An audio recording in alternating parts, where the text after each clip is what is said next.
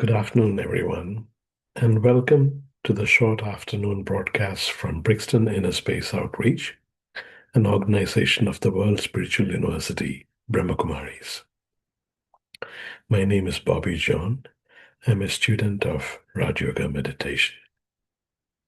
Last week, we had explored the theme, the power to discern. It's a capability of the faculty of the soul, intellect. And this week, we are going to explore another capability of the intellect, the power to decide. And how can we move away from, you know, making decisions based on short term comfort and emotions and really try and take decisions based on long term benefit? Every day, we take number of decisions, some decisions that are small, some decisions that shape our destiny. And at the spiritual university, we are taught that every thought, word, and action creates our future. The question is, do I make decisions based on emotions or temporary comfort? Or do I make decisions based on eternal truth and long term benefit? A powerful thought, a wise decision may feel a bit uncomfortable while we are making it, but creates happiness tomorrow. But why is it that although we know that we discerned what's the right thing to do, why is decision making difficult? Why is it that we make wrong decisions? Not because we know that it's a wrong decision, but we still go ahead and make that kind of decisions. Why? Why do we do that? That's because the intellect is clouded by emotions. For example,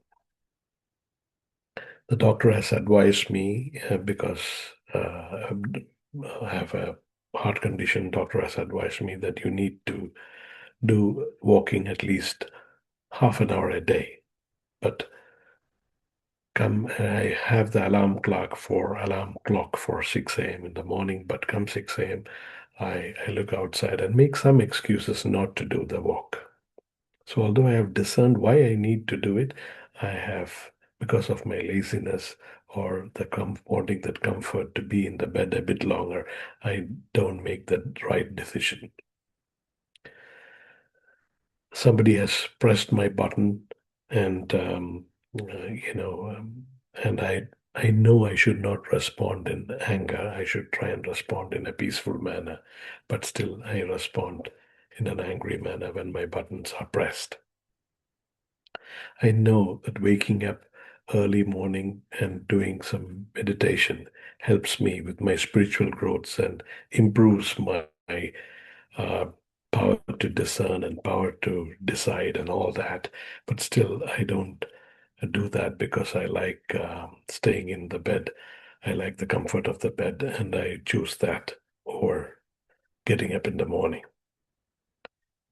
I know forgiveness gives me a lot of inner freedom, but my ego does not want to let go. Why does all this happen? The mind says, just this once, but the intellect always tells us, think about the consequences for tomorrow. When the intellect becomes weak, what happens? The mind takes control. That's what was happening in all these examples which I just mentioned. The spiritual university teaches us that, the intellect is like the driver and the mind is an engine. If the intellect is powerful, it guides the mind to take decisions that are beneficial.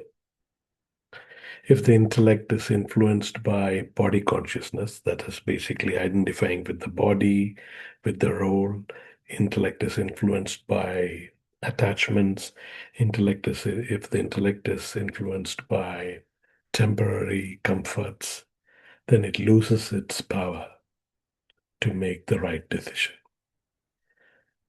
So what what helps the intellect make the right decisions, and also not just the right decision, it also helps to discern correctly and to decide as well correctly. It's the yoga or the connection with the supreme soul. When I remember that I am a peaceful soul and my eternal companion is the source of all these powers and source of all these energies of peace, love, and happiness, and when I remember every action creates my future or my fortune, then I am able to think clearly and arrive at decisions, the right kind of decisions.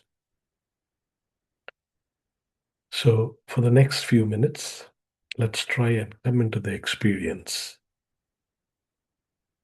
of being a soul and trying to connect with the ocean of peace, love, and happiness. Sitting comfortably, let's come into the awareness that we are this energy of peace, love, and happiness located at the center of the forehead. And with one thought, let's fly to the sky beyond the sky, a space that is timeless, changeless, endless, our spiritual home. Please try and visualize whatever I am saying on the screen of your mind and try and come into the feeling of these energies that's already within us.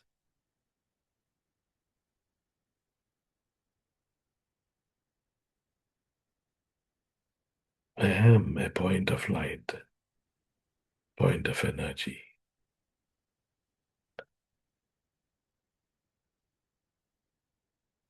I engage with this region. This is the best environment for the soul to become conscious. Here I don't need anything, and nothing can harm me. I feel safe and secure. This is also the home to my supreme parent, supreme teacher, who is the ocean of peace, ocean of love, ocean of happiness, ocean of bliss, who always sees me in my true identity, who never comes into the cycle of life and death, and only wishes me to be like him, never judges me, but loves me in an altruistic manner, like no one can love me, like no one can love me like that. For the next 30 seconds, let's absorb these divine vibrations from our Supreme Parent.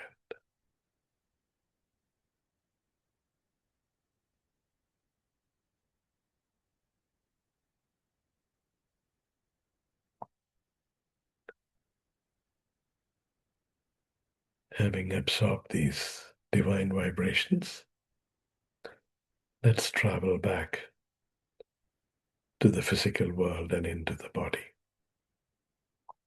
And as we continue for rest of the day, let's try and stay in this awareness of this amazing truth of who we really are. And let's try and see others as who they really are, in spite of what they are doing. Try to differentiate between the act and the person.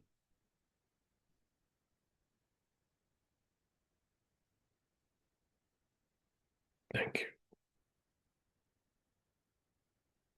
So I would request you to experiment with meditation and connecting to the source of all the energies that's already within us, peace, love, happiness, so that this would really help us improve our power to discern and also power to decide and help us make the right decisions for our journey in this world.